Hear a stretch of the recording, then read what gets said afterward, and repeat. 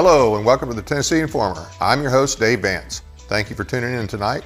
Our guest tonight is Robert Brown of the John Birch Society, here to talk with us about nullification, including why nullification is essential to our elected officials upholding their oath. But first, it's time for updates and announcements. If you have an announcement from a conservative organization that you would like announced on this show, please send the information to tninformer.tv@gmail.com the Friday before the show. The Stewart and Henry County chapter of the TFA, which is the Tennessee Firearms Association, will meet this Thursday, January 4th, 7 p.m. at the Stewart County Visitor Center. For good conservative talk radio, tune into 105.3 WDXC Radio in Lawrenceburg from 5 to 6 p.m. on Mondays for the Kip Capley Show, and Wednesdays from 5 to 6 p.m. for the local GOP radio show hosted by Chair of the Lawrence County GOP, Brandon Taylor, and Lawrence Sutton, the Secretary of the Lawrence County GOP. And now on Fridays with free speech news featuring Lawrence Sutton and Chris Morris, the chair of the Giles County GOP and an SEC member, from 5 to 6 p.m. If you want our state to step up and push back on our overreaching, often unconstitutional federal government, visit tncss.weebly.com and learn more about the legislation we hope to get passed this session that creates multiple processes for nullifying unconstitutional federal actions. On that note, TNCSS has coordinated for Chris Ann Hall to appear live Saturday, February 24th from 10 to 12:30 p.m. From 10 to 12:30 a.m. at the Dynamic Ballroom and Performing Arts Center in Mount Juliet, Tennessee. This is a free but limited seating event, and you must RSVP. Go to the events tab on tncss.weebly.com for more details. Chris Ann will be focusing on the issue of nullification. Now to our guest. Robert Brown has served as a field coordinator and regional field director for the John Birch Society, and today is a national spokesman on constitutional issues. He is best known across the nation for his lectures on the Constitution. He has produced 6 of his lectures as a DVD series known as The Constitution is the Solution, which is gaining popularity nationwide. After viewing just 2 of these lectures, a constitutional attorney from New Jersey remarked, "I studied constitutional law under one of the most outstanding constitutional lawyers in America, and I have learned more from the 2 DVDs that I saw than I did from that professor." Mr. Brown and his family reside in Utah. A popular constitutional speaker, he has lectured for many liberty-minded organizations throughout the country, testified as an expert witness on constitutional issues before numerous state legislatures, and has been a guest on countless radio and television programs. Recently, Mr. Brown has conducted numerous tours across the country presenting the harsh reality of a convention of states, showing irrefutable historical precedent suggests a convention held in today's political environment would likely be national suicide. Thank you for joining us tonight. How are you doing? I'm doing well. Thanks for having me. Well, I appreciate you being with us. And it sounds like you stay pretty busy informing everybody about the Constitution. Well, it's a big task and I can't do it alone. So I appreciate all the help we can get. And that's the main reason we've created the Constitution series, is so that people can be learning from me any time of day or night across the country. Yeah. And that's available on your website or on the JBS website? That's available on jbs.org. They have quite a few videos from me available on there on various topics, including tonight's discussion on nullification right there, the page that you just brought up. Nullification, full hour presentation is the video there. There are a number on the Article 5 convention topic, and there's an entire 6-lecture Constitution course on there as well, just searching around on jbs.org. Well, let's get right into this. The topic tonight is nullification. And this is from your presentation, so people will be getting a little sneak peek here. So what is nullification? Nullification. I like to differentiate between nullification and interposition to start out with. Interposition is the more broad term, and nullification is a little bit more specific. So it falls underneath the umbrella of interposition. But interposition, first of all, just simply means to stand between. And it literally, in application, is when someone in an intermediate government level, say like the state government, is protecting the people, standing between the people, and tyranny from above. So if the federal government's doing something that is violating their rights, the states can come in there and interpose, stand between to protect the rights of the people. Now, we see the same example of intermediate government level positions protecting the rights of the people with the Magna Carta, the Boston Tea Party, the Declaration of Independence, really the entire American Revolution were all examples of interposition. So that's the general topic there. And I love the history behind interposition as we look through all the different times when you had someone who was courageous enough to stand up against a higher level of government and tell them, no, you're not going to do this. We're not going to allow you to get away with it. So that's the concept of interposition. Now, nullification is a little bit more narrow of a term. Nullification, first of all, I want to talk about what it's not. Nullification is not sedition, rebellion, or secession. It's not begging the federal government, please, can we have our rights? It's not a mere statement of protest with no teeth behind it. Instead, what it is, nullification is, really simply, it's enforcing constitutional laws, not enforcing, but actually resisting and preventing laws that have no constitutional authority. And so really, it's upholding the Constitution. What every elected official swears that they're going to do when they swear their oath of office is upholding the Constitution. That's really all that nullification is.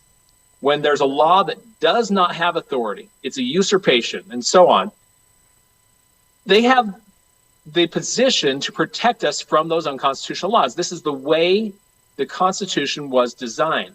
I want to getting into a little bit of who supported nullification back in the early days of our country as well as today.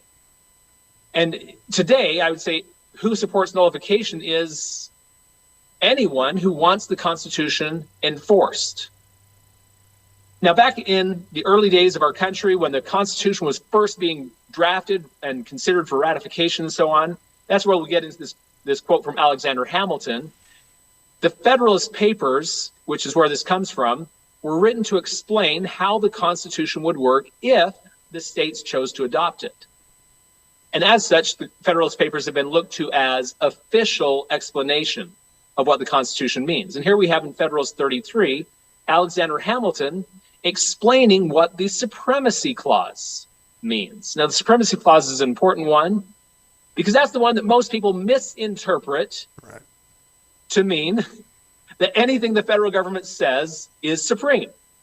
Any law passed by any branch of the federal government, because of course the Supreme Court, the judiciary creates their own laws sometimes, the executive branch through their various agencies creates laws, all of those get to create law. So let's jump back to that slide for a second, getting back to Federalist 33.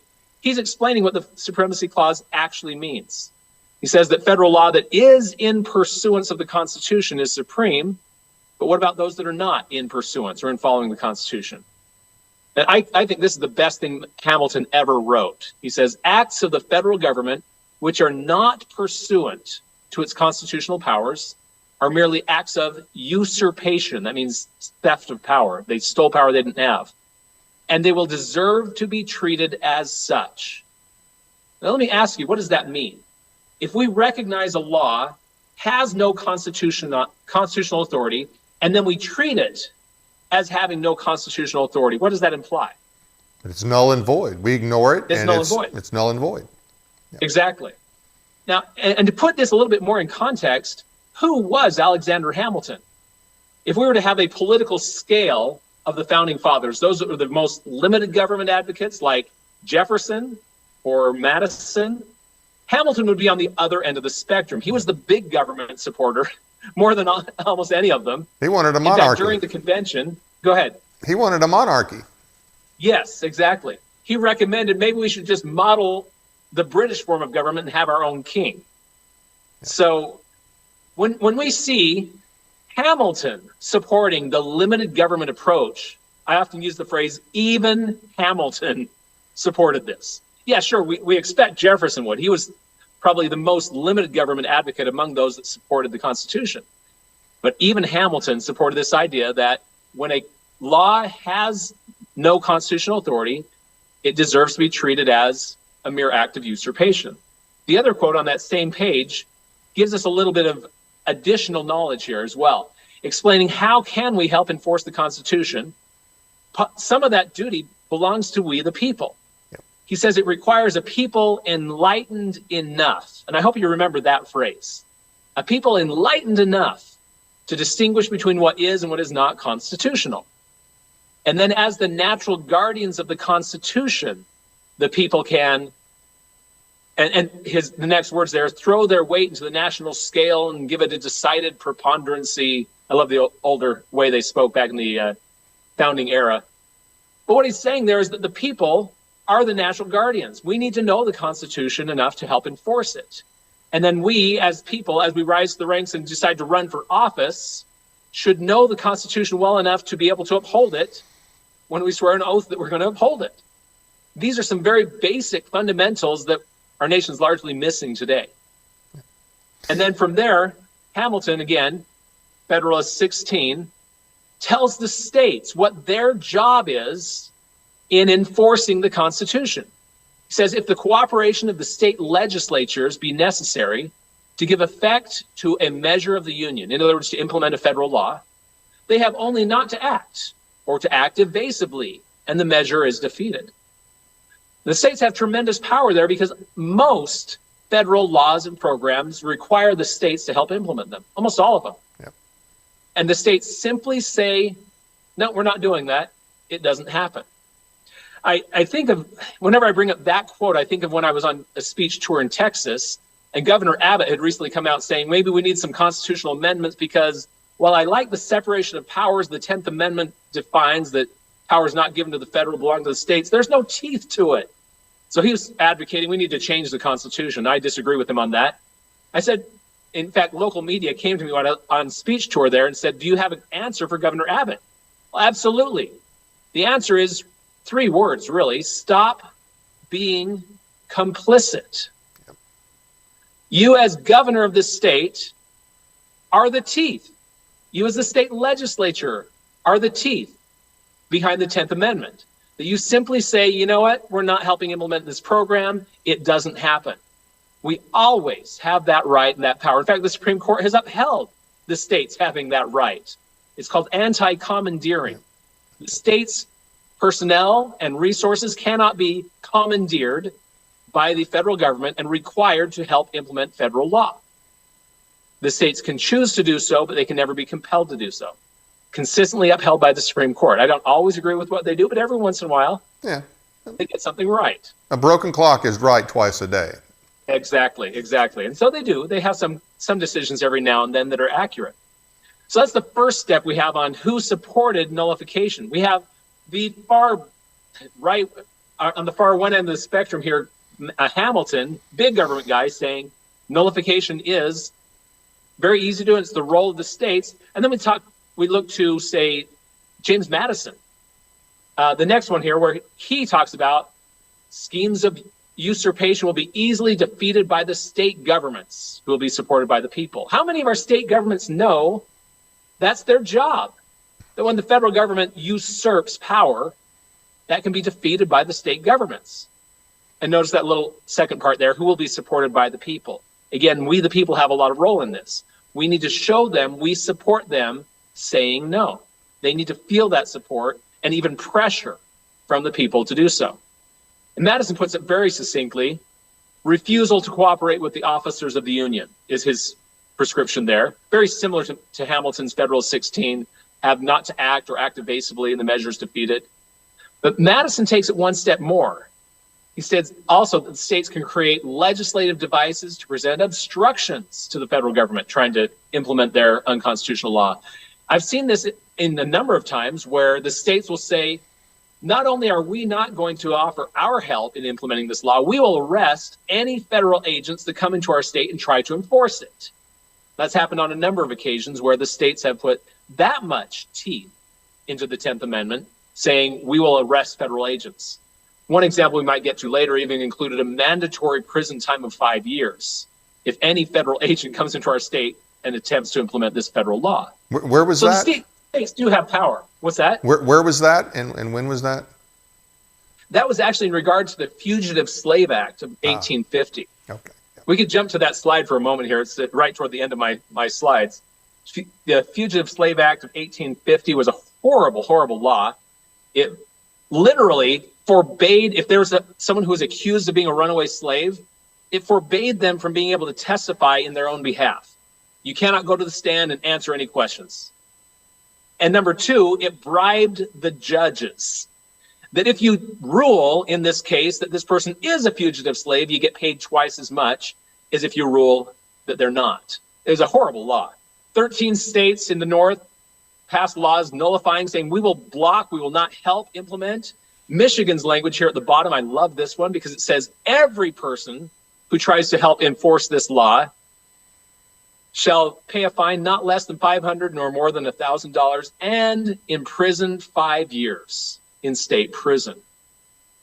And notice it says every person. That, of course, applies to federal agents as well as anyone within the state. 5-year required prison term for trying to enforce fugitive slave laws. It's fabulous. I've seen a number of other ones as well, but that one's a favorite example. Now that you mentioned that, and going back to the border situation, and we were going to hit this later, but since you brought it up, I think I want to go ahead and hit this now. Abbott recently passed a law that they're going to start arresting illegals as they come across the border, and I think that doesn't take effect until March. And so, but you've got all the border agents down there that are essentially just processing all these illegals into the country, and in that case, into Texas. I think, and I know that a lot of people will hate this idea, but I think we have to do this. The states need to, in this case, let's say Texas, arrest those people for facilitating the illegals coming across here. Just tell them, look, you're not going to facilitate these guys coming into our state. If you are going to facilitate them, you are breaking the law, and we're going to arrest you. Now, I know they hate the thought of doing that, but we're at that point. We are in a desperate situation, and that's the kind of stuff that needs to happen, in my opinion. Oh, absolutely. And this is one area in the Constitution that's really interesting. There's not many places that do this, but this is a place where the states and the federal government have a joint power. They each have authority over migration into the state and into the country. If you look at Article 1, Section 9, Clause 1, it talks about the migration or importation of persons into any state. As such persons as a state now existing shall think proper to admit, shall not be prohibited by Congress prior to 1808. So it has two different parts there. The people that the state see fit to admit shall not be restricted by Congress prior to 1808. So states clearly have a defined role there of they can say who they see fit to admit. They can establish their own standard of immigration there. And Congress cannot restrict it any further than that until 1808. At that point, Congress can also raise a standard, but both standards have to be observed. Now, at this point, we have Congress has a standard of immigration, and it's not being enforced by the executive branch. So the executive branch there is really being rogue, and the states have that right there. The states see fit to admit. Phraseology literally means that even if the states say, the federal government's requirement isn't strict enough, they're letting everybody in, we're going to create our own standard. And we're going to enforce our own standard. They have every right to do that in Article 1, Section 9, Clause 1, clearly shows that power was still reserved to the states at the same time as giving some power over that to the federal government. Question. So yeah, it's absolutely the right action for the states to stand up and say, we're going to start enforcing this if you don't. Question on that. Now, I know a part of the reason for that had a lot of that had to do with not putting any restrictions on slavery, the importation of slavery, but they didn't want to use the word slavery. So that's the reason for part of the reason for the language. Was there anything after 1808 that addressed migration, just migration, not slavery, in terms of the states? Was there anything that changed through federal statutes on migration after 1808? It was quite a long time, and I off the top of my head, I can't remember how long, but it was quite a few decades before the federal government felt like there was any need to start creating some restriction on migration. In the early days, they really welcomed anyone to come into our country, didn't see, number one, a real threat from like we have today, where there's a potential of terrorists trying to cross through the borders, things of that nature. So knowing who's crossing our border is important. Right. But back in the early days, it was mostly just, we have this vast open countryside and people to fill it and help produce and help our country become stronger and so on. We welcomed that for probably almost the first 100 years. And so while the founders did talk about after 1808, Congress will have the power to restrict migration and importation. Importation referring to slavery, right. Migration referring to free men, right. who were coming into the country. Either one of those could be restricted after 1808. They talked about how they'll have the power to do both. Right. But they didn't have to. They didn't have to do it. And in fact, Congress didn't have to restrict the importation of slaves after 1808. And on a quick side note that I found quite interesting, how long do you think it was for Congress to finally act on that? They could act starting 1808. How long do you think it took them to actually pass a restriction of importation of slaves? I think it was just within a couple of years, wasn't it? Now, that doesn't mean it was very well enforced. No. It was actually day one. I thought that was interesting. I just studied into that about a year ago, found some interesting history there that Congress in March of 1807, so the year prior, passed a law blocking all importation of slaves, but knew that it couldn't actually pass the president until 1808. So on January 1st of 1808, they brought that bill to President Jefferson's desk at the time, and he signed it January 1st, 1808. So the very first day they could stop the importation of slaves, they did. Now, slavery continued in this country, but importing more slaves was now cut off. Right. There's a lot more. We could spend a whole interview just on that topic of really how the Constitution was designed to help phase out, to incentivize the phasing out of slavery. Not a topic for today, but it's a fun one to talk about as well. Well, I guess we could leave it at that for now. I do want to pick up where we left off with who supports nullification? Madison, yeah. We were on James Madison. His next statement on that one I think is an important one as well, because again, here they are talking about how the Constitution will work. The first ones we talked about were Federalist Papers explaining to the states before the Constitution was adopted what the Constitution would work like. Right. Now, once we had it in force, we're following the Constitution, the first real issue that brought up this topic of nullification and really gave it a name and started advocating it more was the Alien and Sedition Acts of 1798. Right. And there's a lot of problems in those as well. One very notable one was it literally forbade the American people from speaking out publicly against the actions of the president or Congress. Right. Notably absent from that list was vice president, because at the time, vice president and president were of different parties. They didn't run on the same ticket. And Vice President Jefferson at the time was the odd man out. He was of the minority party. The majority held Congress and the president's seat. So they passed laws protecting themselves. You can say anything about Jefferson you want. But we all recognize that that's a serious violation of the First Amendment. The freedom of speech was there primarily so that we'd be free to speak out against the actions of our government. And they literally said you can't do that anymore. And so Madison and Jefferson wrote the Kentucky and Virginia resolutions of 1798, encouraging the states that we need to block this. This is unconstitutional, it's unjust, we need to stand together as states. And so that's where a lot of the writings from Madison and Jefferson came from, explaining their vision of how nullification should work.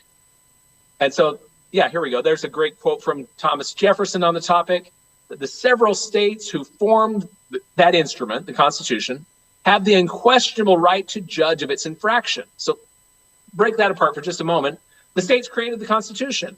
Yep. They have the right to judge whether or not their contract is being followed. They created the federal government. And he says when they're not, a nullification is the rightful remedy. Very simple language. And Madison, on the next slide as well, has very similar approach as well, but he adds one more layer here.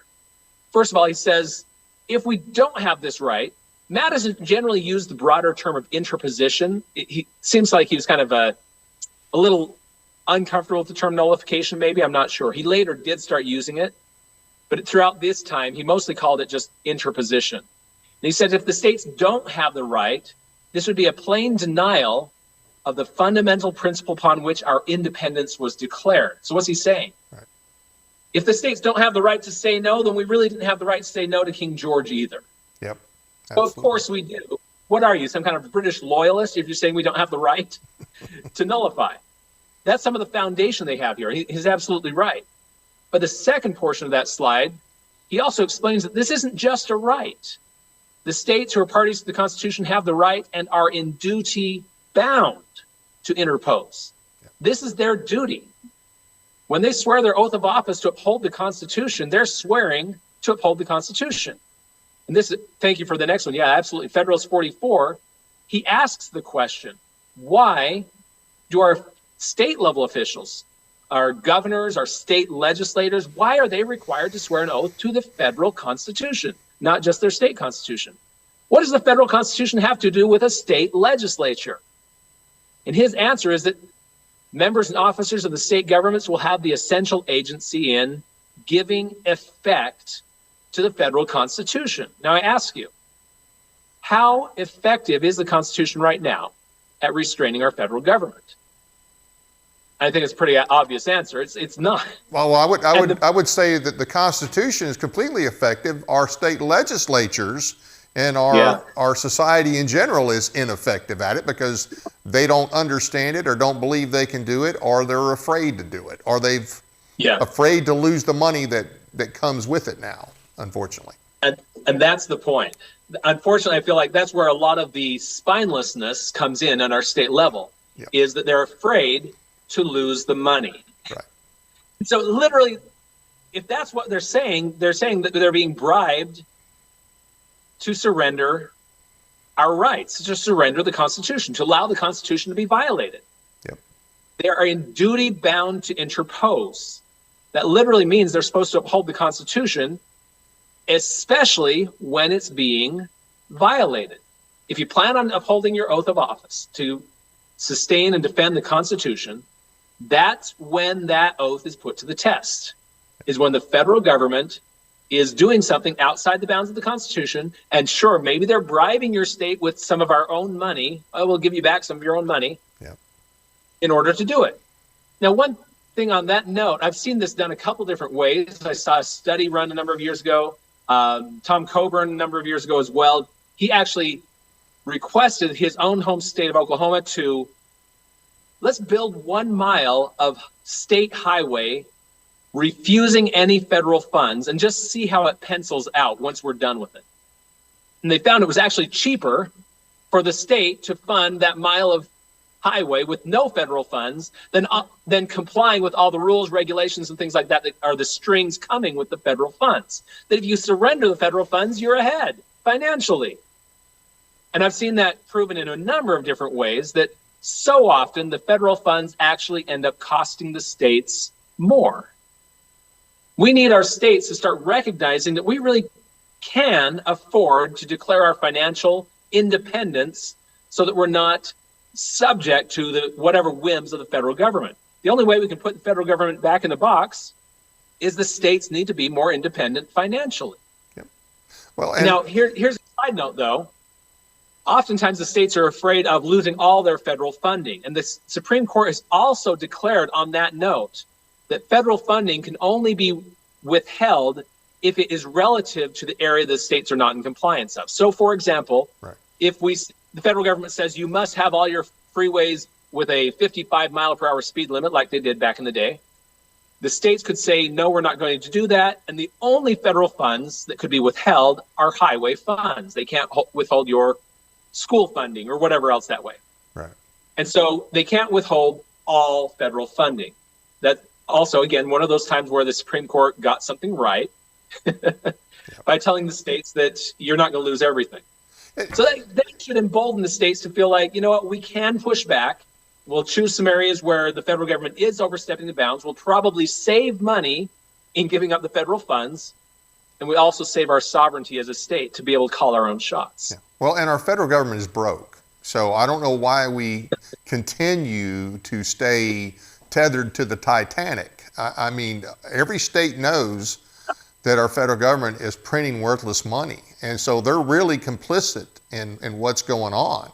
So the sooner that they cut sling as much as possible, and I understand you can't do everything necessarily overnight, but you could Right. at least start phasing out, start with education and then go to something else.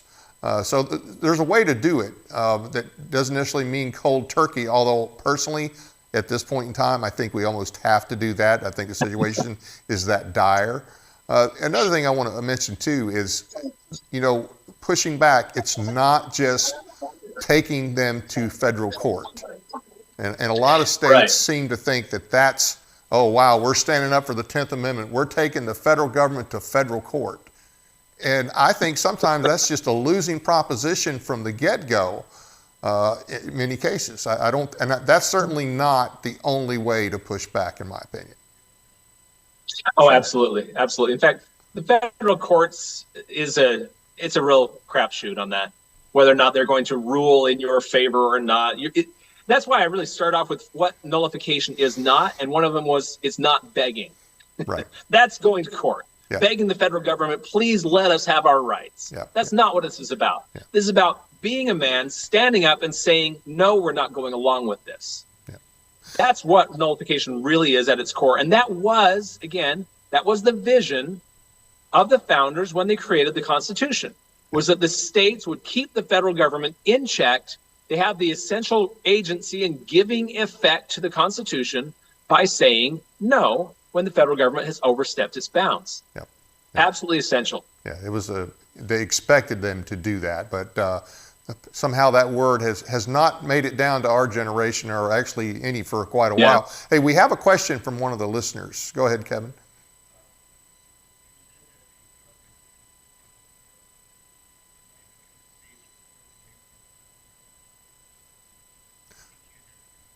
The question was, the federal government can withhold money from the states for certain things, but is there a way for the states to withhold money from the federal government? Probably not because of the income tax, but that's... Yeah. That's actually been a proposal that I've seen in several state legislatures already, to any funds that are coming from the state to federal can be put in an escrow and held, that as long as the federal funding is being withheld from us, we're going to withhold our funding to the federal government as well. Absolutely awesome idea. I love it. Yeah, of course.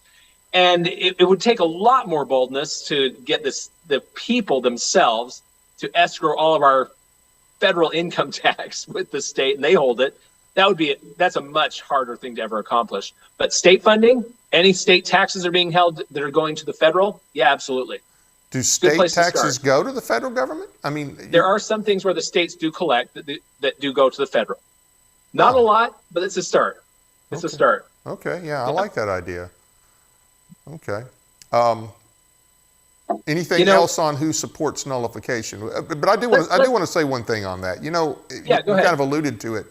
Our revolution was interposition and nullification. Why would anybody think the generation that came out of that would, risk their lives, fortunes, and sacred honor for the rights of their descendants to be decided by 5-4 Supreme Court decisions? That's insane.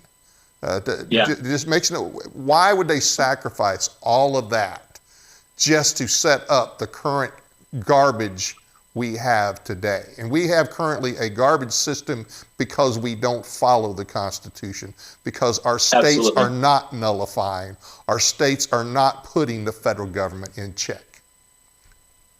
I love what you're saying, and I want to take it one step deeper, because when we formed the Constitution, we were under the Articles of Confederation, and we found that they weren't really working. The Articles of Confederation were too weak, frankly. They gave the federal government certain duties, but no power to do them.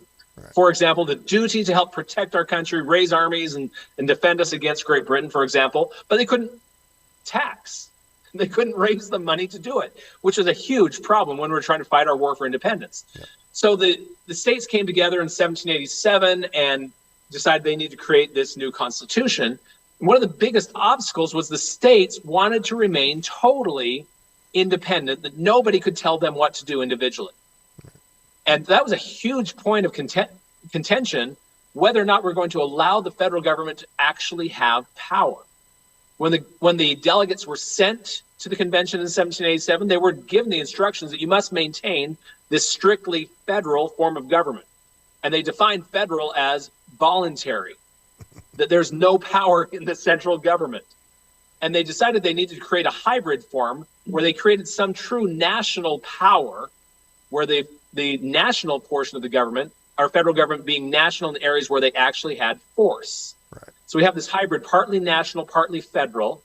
In the areas of enumerated powers, the federal government was truly national. Yep. And then everything else remained federal. And so that's what they ultimately came up with. And they knew that if they put this Constitution out to the states for their ratification, they're not likely to go for it, because that represents we as a state government are voting to give up some of our own power. And how often does that happen in any politics? I vote to surrender my power. Right. They needed, at the time, the ratification requirement was every state legislature. All 13 state legislatures had to sign on to it. So they actually even created a new ratification process, saying we're going to bypass Congress, because they were supposed to approve it too, bypass the 13 state legislatures, and it's going to be ratified by 9 states, but by the people of those states, not these governments of the states. And that was the only way they figured they could even get this new Constitution to pass. So, yeah, were the states jealous of their power? Were they jealous of, I should change the word, not jealous, but were they afraid of creating a new central power that could enforce its tyranny on them, just like the one they had just fought a war to escape? Right. That was the last thing they wanted. So they were very leery of creating too strong of a central power here. Yep.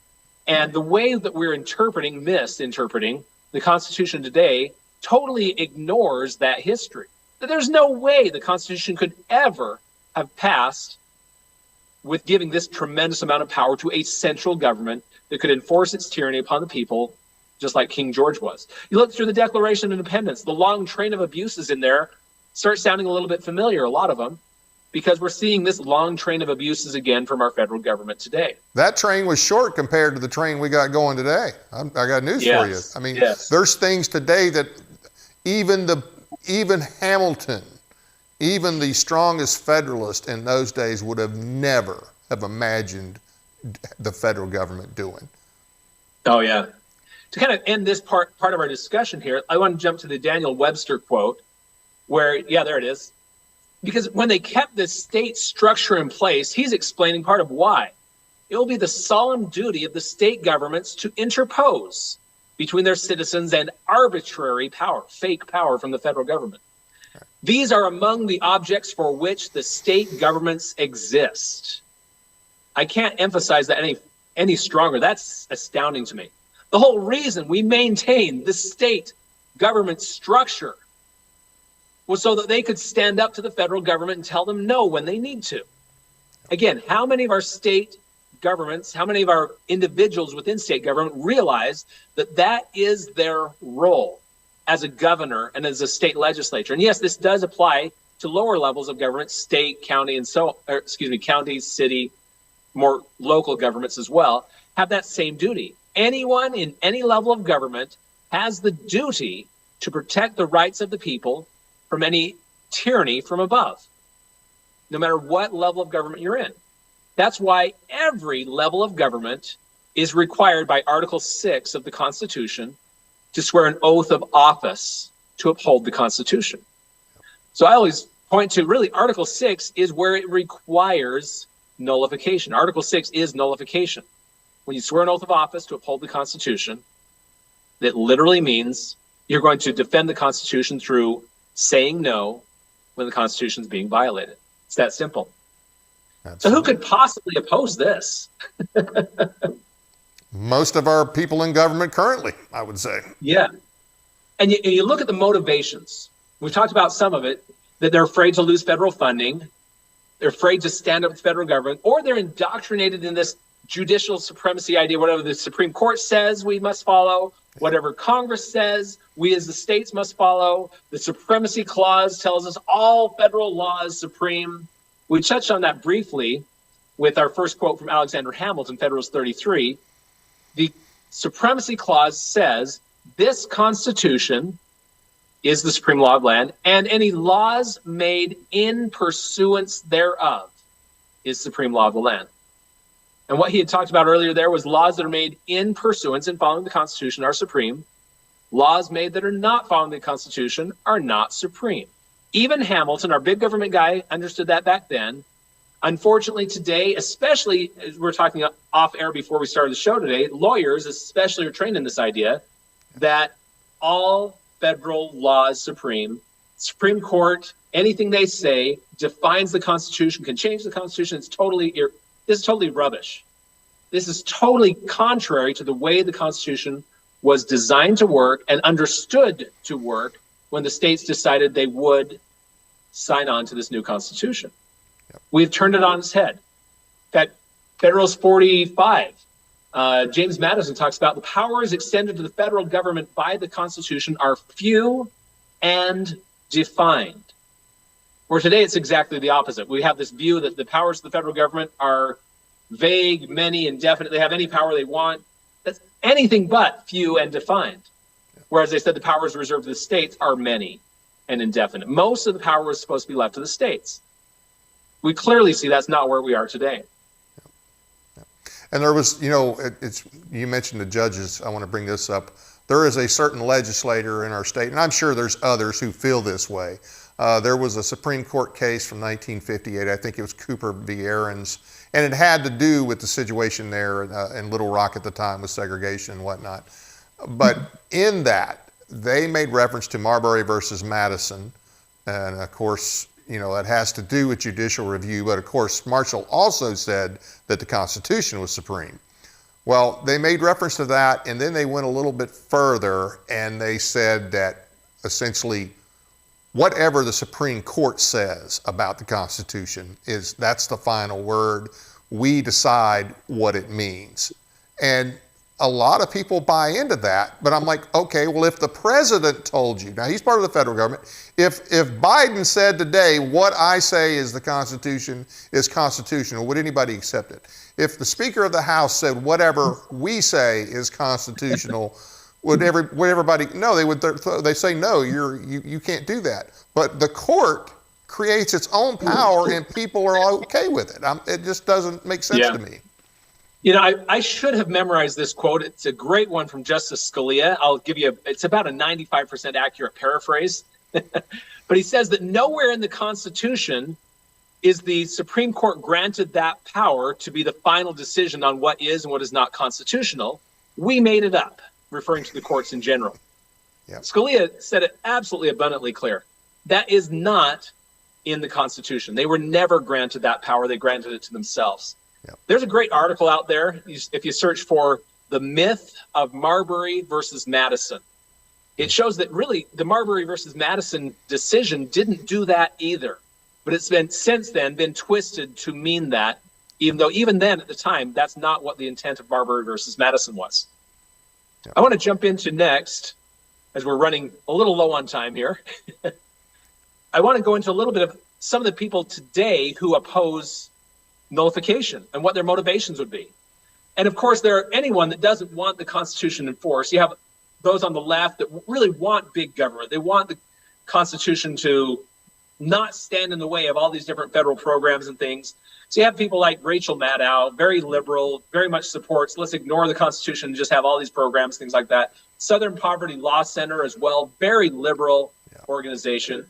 And they routinely attack anyone that pushes for this idea of nullification, trying to paint them as some kind of right-wing, crazy, whatever. But surprisingly, on this list is people like Mark Levin. Yep. Mark Levin, in fact, as it has here on the slide, he calls people like Thomas Woods, Kevin Gutzman, Walter Williams, Judge Napolitano as neo-Confederates, fringe, idiotic, crazy for supporting the founders' view on nullification. I'm sure Walter Williams was surprised to find out he was a neo-Confederate. Yeah. And the thing about that is, they'll often say that nullification was used to defend slavery. Thomas Woods is one of the greatest scholars on this topic of nullification. And one of the things he points out in his book called Nullification, How to Rein in Tyranny in the 21st Century, great book. He talks about, number one, that's never happened. As we've dug through all the history we can find, we've never found an example where nullification was used to protect slavery. The example we showed earlier with the with the Fugitive Slave Act of 1850, it was used to block fugitive slaves from being sent back to the South. So it has been used against slavery. And interestingly, as Mark Levin is out there trying to lambast anyone that would support it as being crazy, Thomas Woods publicly challenged him to a debate on nullification. Here's a great video. If you look that up on YouTube, hey, Mark Levin, debate us or shut up. You'll see where he actually offers $10,000 to the organization of your choice if I lose, and vice versa. If Mark Levin loses, I want $10,000 to go to the 10th Amendment Center. That's their main thing, is pushing nullification. Yep.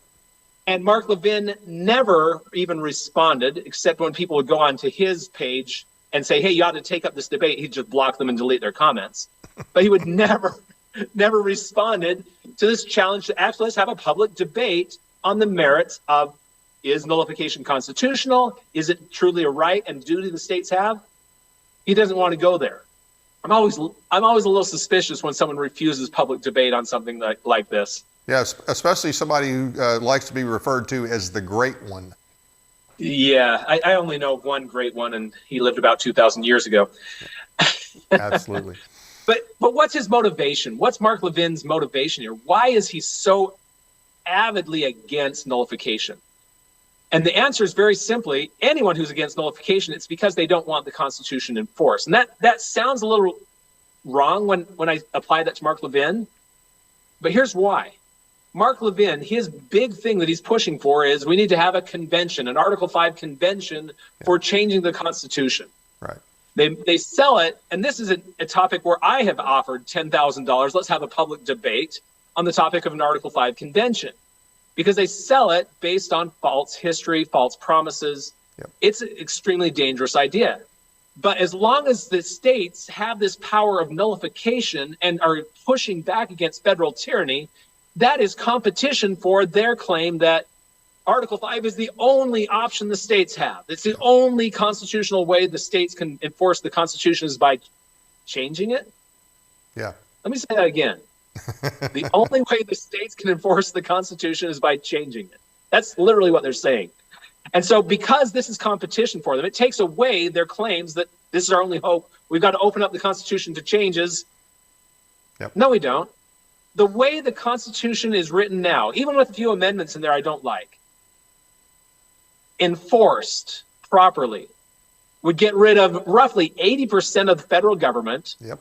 The spending would be trimmed down to about 20% of its current size. We'd have about a $2 trillion surplus annually. Right. The federal government would be far less abusive and intrusive in our daily lives. And isn't that immensely better than risking changing the Constitution to whatever would happen in today's environment? Well, so that's his motivation, though. Even if you got with the Convention of the States, even if you got exactly just what you wanted, and the worst scenario didn't happen, who's going to enforce that? If the states won't enforce the one we got now, why do you think they'll? I mean, we have to make them enforce this one. Another thing, too, and I mentioned this to our producer earlier, we were talking about Levin. If you read his book, The Liberty Amendments, one of the things he wants is a balanced budget amendment. And he talks about numbers, keeping it to a certain number, a certain percentage of the tax base, whatever. But the bottom line is it would negate Article 1, Section 8, which is, the enumerated powers. Well, if you go just to numbers, if you play the numbers game and you give up the enumerated powers issue, the limits of the enumerated powers that were intended, that's a lose-lose situation, in my opinion. Oh, my goodness. Yeah, that's a huge, huge problem. Because number one, the enumeration powers do limit spending to what's specifically listed on the Article 1, Section 8 on the list. Right. But it also limits what the federal government is allowed to be involved in. Yep. And if you, and that's literally what happens. You get this balanced budget amendment, you're superseding the budgetary requirements of the enumeration of powers, but you're also superseding, limiting them to certain areas. That's right. Really, now everything's on the table. As long as you can pay for it with some form of budget, Yeah. the federal government can be involved in everything in your life. It's now constitutional. Yep. Yep. Now, today they're doing that anyway, but it's unconstitutional. The states have the higher ground to stand up and say no and push back. Yep. They would surrender that high ground by passing a balanced budget amendment. And unfortunately, most of the balanced budget amendment proposals I've seen out there won't even balance the budget. Right. Right. One of the most notable one, back in the late 70s and early 80s, there was a huge push for this convention for a balanced budget amendment, which literally said that in the absence of a national emergency, Congress will be required to balance the budget. Well, when is that? Wow. We have not had 1 minute since 1979 that we haven't had at least one national emergency declaration active. Yep. We currently, last I saw, have had about 30 national emergency declarations simultaneously. It'll never require the Congress to balance the budget, but at the same time, it'll still have the effect of overriding the enumeration of powers. There's a huge problem there. Now, we've quoted Madison a few times tonight, but some people say that he actually came to oppose nullification in 1830s. Can you hit on that a little bit? Can you clarify that? Oh, yeah. Let's hit on that one for a moment. So, again, where this is coming from was most of the people that push that is because they don't want the Constitution enforced. Levin doesn't want the Constitution enforced because the problem's got to get bad enough that the states want this convention. That's his motivation. And so they'll quote Madison out of context. And yes, if you hear this out of context, this sounds like Madison is really against nullification now. So here we go.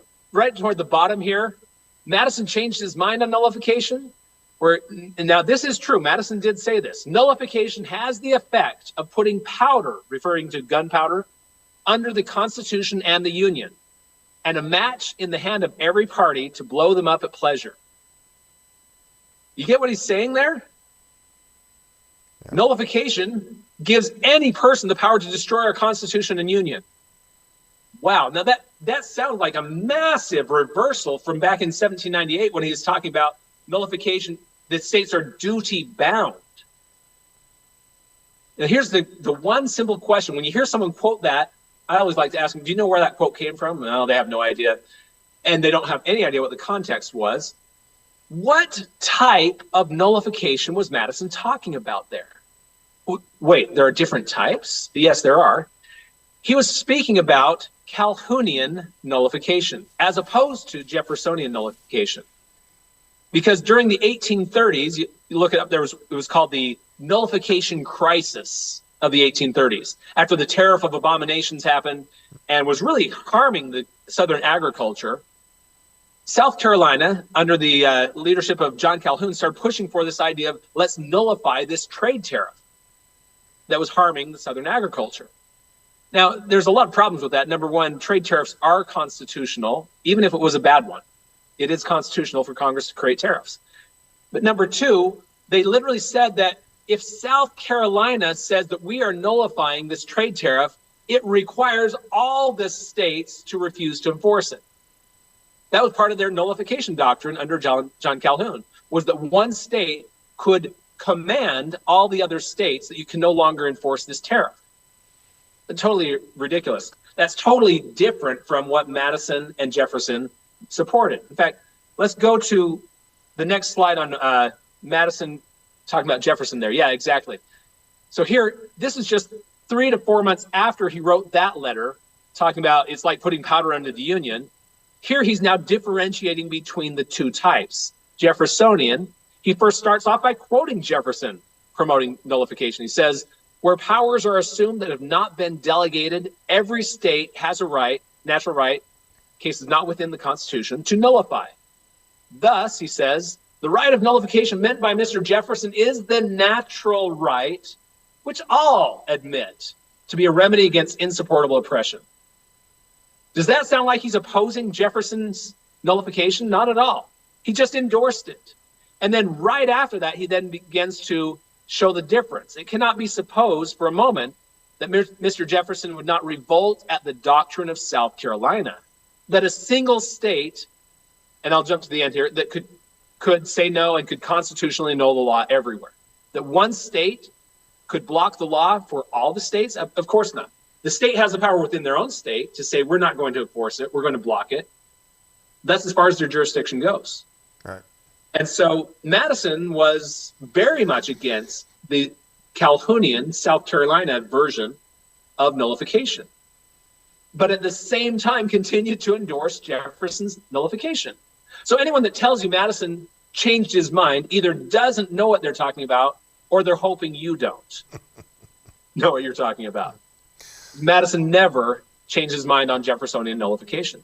Absolutely the right and duty of the states to prevent unconstitutional usurpation.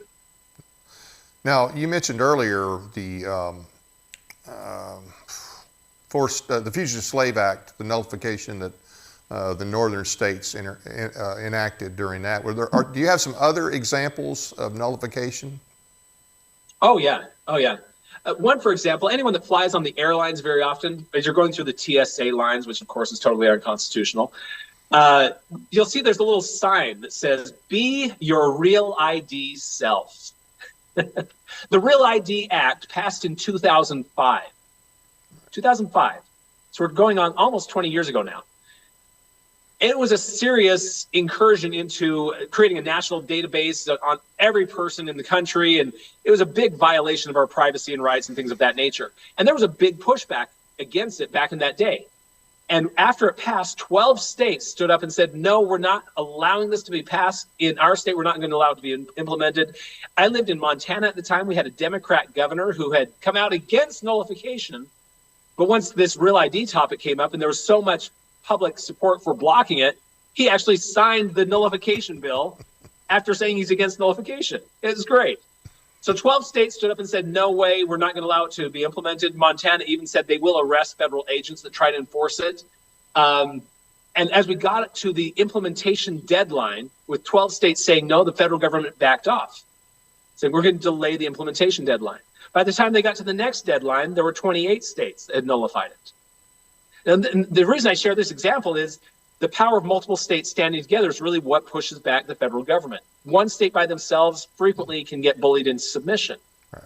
And since that time, the federal government has been bribing the states, well, implement this little piece of it, and this little piece of it, and so on. But still, the states are not fully in compliance with it and still refusing to fully accept it. So just this year, that TSA sign got changed again. If you've been flying on the airlines for years, you'll notice they keep changing the implementation date. As of the following date, it was going to be May of 2023 was the last one. And as of about November or December of last year, of 2022, they changed the date to be May of 25. Every couple of years or so, they push it back another couple of years. And they'll just keep doing that as long as the states say no, the federal government will keep just waiting and never implement it as long as enough states say no. Yeah. Great example of a few states stand together, say no, the federal government can never enforce certain laws. We have that power. We've used that power on many occasions. In my estimation, nullification has been used hundreds of times in our nation's history. But like Tennessee is doing right now, and a few other states in the union are also proposing, let's establish an actual process by which to consider nullification. That absolutely is needed. If we're serious about upholding our oath of office, we need to do this more than just whenever there's a big push from the people. We need to be reviewing this on a regular basis if we intend to do our duty to protect and uphold and defend the Constitution. Absolutely. So I love what Tennessee is doing that way. Absolutely, and that's one of the important bills this session is getting that through. And for those of you who are not familiar with it, it's House Bill 0726 by Bud Halsey, Senate Bill 1092 by Senator Janice Bowling, and essentially it establishes 5 different processes for nullifying legislation, nullifying court decisions, federal regulations, executive orders, whatever the case may be. It just creates different processes for doing this. And if you go to tncss.weebly.com, you can read the bill there. You can read more about the whole thing. I encourage you to do that, but really get read up on it because we need people in this upcoming session to push this issue. I really think we're at a point in our country, if we don't start pushing back, we're going to lose it completely. And the states are the best avenue for that. You know, we don't have to have Absolutely. a revolution like our founders did. We already have an established government. We already have states that have the power. We just have to encourage them, almost force them to use it. And that, to me, to be honest with you, look, the election's important, I got it. That is not going to fix our country. That's not going to turn our country around. Even if you think Trump is the greatest thing since sliced bread, he gets in there, he's got 4 years. He's got 4 years. Anybody think you can unscrew this country in 4 years? No way. The leftists have taken over all the institutions over the last 100 years. We have to get involved. We got to push our state, and our state has to push back on the federal government. Anything else you would like to add, or any comments or questions?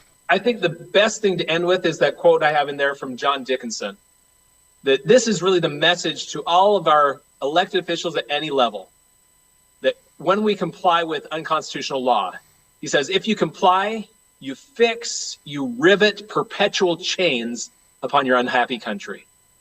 It is the duty of everyone in any elected official, any elected position, when they swear their oath of office to uphold the Constitution, that is their role, is to defend our liberty, to defend the Constitution against usurpation. It's their right and it's their duty. And thanks so much for covering this topic today. This is so essential, and this really is the hope for our country. Well, I appreciate you. I appreciate what you do. I appreciate you being on. Oh, and here is your website. You can learn more about this and more. You can order his DVDs at jbs.org. Hey, thanks again for coming on the show, sharing all the important information. I'd love to have you back. Maybe we can get you out here to Tennessee. We might need to have you testify to some of the legislative committees to get this bill through. Whatever it takes. Sounds good. Thanks so much for having me. Well, thank you again for coming. If you'll just stay with us. I want to thank you all for taking the time to watch our program. Be sure to hit the like and subscribe button as well as the notification bell to stay informed about our upcoming shows. You can now listen to us as a podcast on Spreaker.com. You can find all the audio-only podcasts of your favorite episodes on our website, tninformer.com, or do a search for Tennessee Informer on Spreaker.com, where you can download the Spreaker app for Android or Apple phones to listen while on the go. We're excited to announce the Tennessee Informer podcast are now available to listen to on iHeartRadio, Spotify, Amazon Music, Google Podcasts, and several other podcast platforms. There are many ways to watch and listen, so stay tuned as we grow and share our message. Please take a moment to check out and follow our Facebook page at TN Informer. We'll be posting a lot of news and information on there as well, so as on our website, tninformer.com, where you can also sign up for a weekly newsletter. We're also on Twitter now as well at twitter.com/tninformer.